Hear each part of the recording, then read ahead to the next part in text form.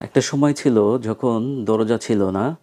কারণ মানুষ মানুষকে বিশ্বাস করত। তখন দরজার প্রয়োজনই ছিল না। পরে কোনো এক সময় মানুষ যখন দরজা অতিক্রম করলো বা সেই রুলসটা ভেঙে ফেললো, তখন মানুষ দরজা আবিষ্কার করলো।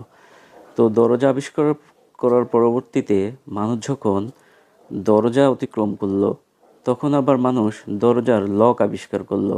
মানে দরজার তালা আবিষ্কার করলো। দরজার তালা আবিষ্কার করার পরে কোনো একদিন মানুষ এই দরজার তালা ভেঙে ফেললো। তারপর মানুষ ক্যামেরা আবিষ্কার করলো। তারপর দেখা যাচ্ছে যে মানুষ কোনো একদিন সেই ক্যামেরাও ভেঙে ফেললো।